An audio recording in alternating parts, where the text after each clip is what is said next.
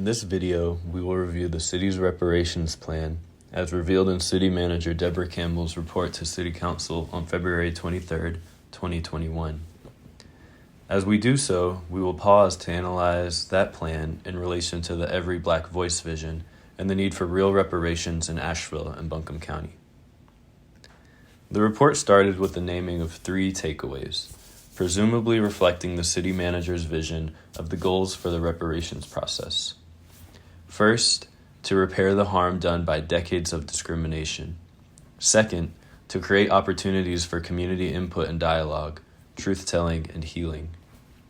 And third, for there to be a strategic focus to define disparities and actions needed to address these disparities and begin the process of creating generational wealth. In sum, the process should repair the harm of racial oppression through a process that engages the Black community for input and offers healing. And the result should be the creation of generational wealth. This last goal was named as our major goal by the city manager in her presentation. The report goes on to several definitions of the word reparations, which were pulled from a quick Google search of the term. While these definitions aren't inaccurate, we don't think they frame the scope and gravity of this term. Reparations isn't just a word. It's a sacred concept that has a rich and deep history. A richer frame for a conversation about what reparations means would have started with the definition offered by NCOBRA, the National Coalition of Blacks for Reparations in America, an organization that has been studying and advocating for reparations for 35 years. They define reparations in part as a process of repairing, healing, and restoring a people injured because of their group identity and in violation of their fundamental human rights.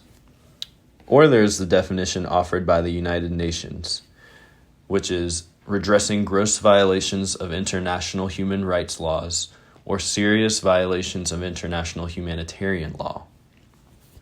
You'll notice an important concept that is missing from the definitions offered by the city manager: the violation of human rights. Next, over the course of 5 slides, the city manager summarized what the reparations resolution contained. The city manager walked through each part of the resolution and described the key components. City Council acknowledged a long history of harms the city had caused, participated in, or sanctioned.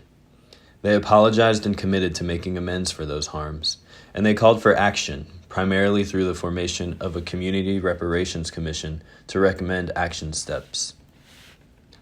So what kinds of action did the resolution call for?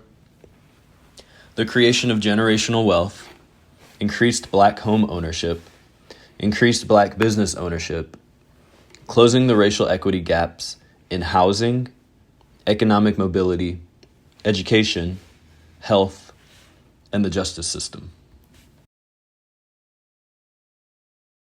Having reviewed the resolution, the city manager now laid out her 3-phase process.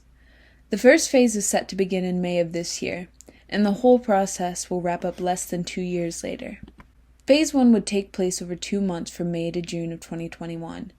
It centers around the speaker series with local and national speakers brought in to share information. But what does this mean? It's not very clear, but in her verbal presentation, the city manager emphasized how important it was for there to be documentation of past harms, examining the data around the present, and then looking for what's possible moving forward to the future.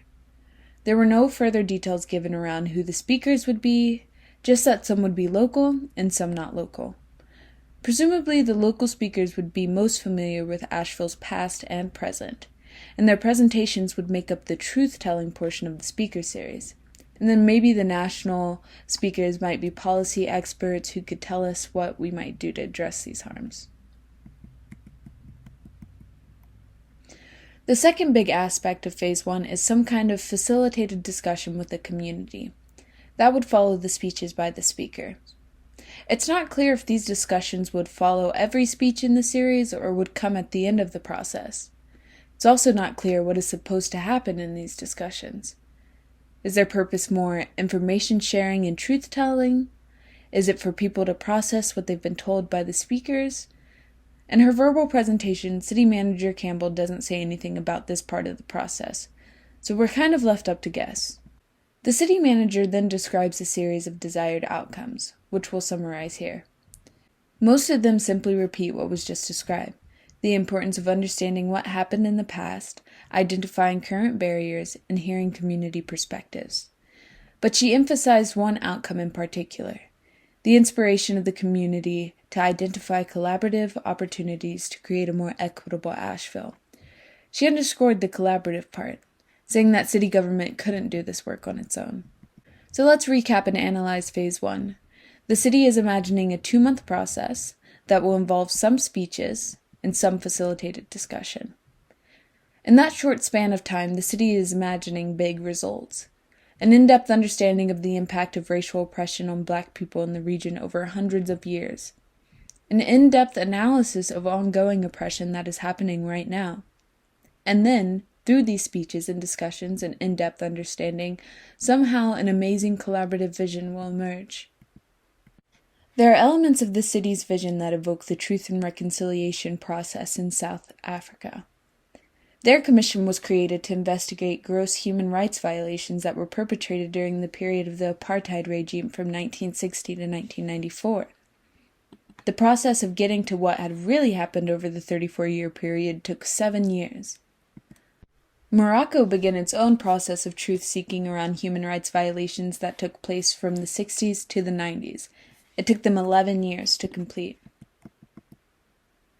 Asheville's information and truth-telling process will cover a time period from 1784 to 2021, in just 2 months. Phase 2 of the city manager's plan would bring the formation of the Community Reparations Commission. This phase also begins in May, but will take a month longer than the truth-telling process and conclude in July. The commission will then go on to make short, medium, and long-term recommendations for how to repair the damage created over that 237-year time period. So, who will be on this commission? Slightly more than half the representatives will be chosen by, quote, neighborhoods, areas that were impacted by policies and practices that created disparities, unquote. What neighborhoods does the city have in mind? They don't say. The report goes on to say that those neighborhoods that will be included will be informed by Phase 1. The report doesn't specify how these representatives will be chosen. It's not clear whether these representatives would be selected by community members themselves or whether the city manager would select them. The other half of the commission will be made up of, quote, broad community sector representatives, unquote.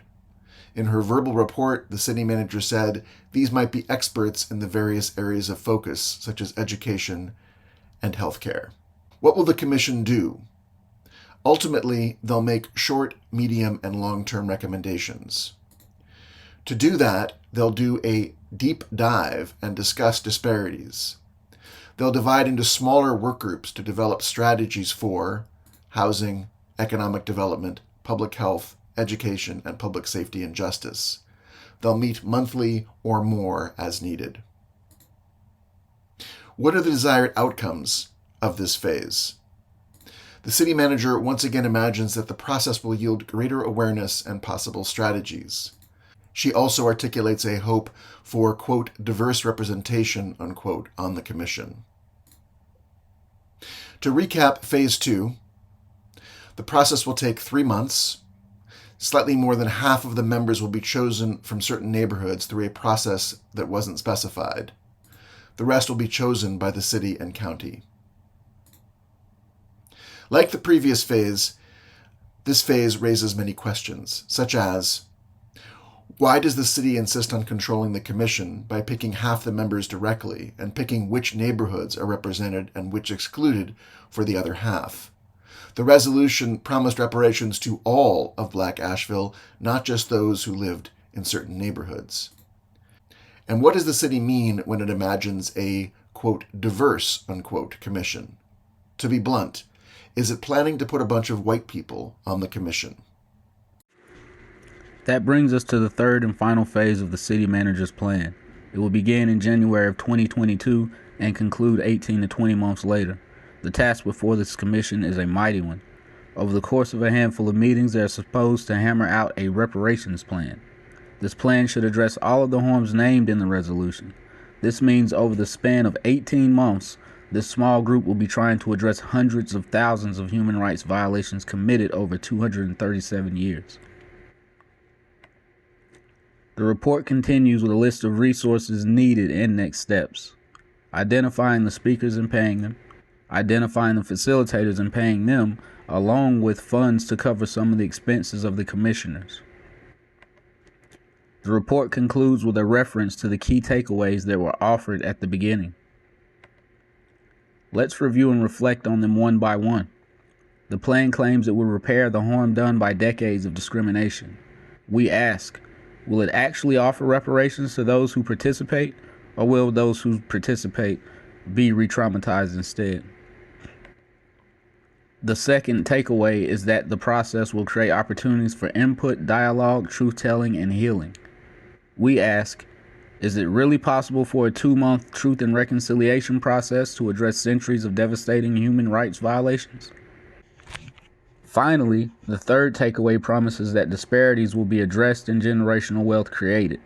We ask, can a commission that only represents certain neighborhoods and which only meets a handful of times truly deliver all of that? Here are some other questions we have. What kind of follow-up process will there be once the commission concludes its work? Will reparations be considered complete at that time? Will there be any engagement of Black community members after the initial 2-month truth-telling process? Thanks for watching. For more videos and to stay connected to this campaign, please go to everyblackvoice.org.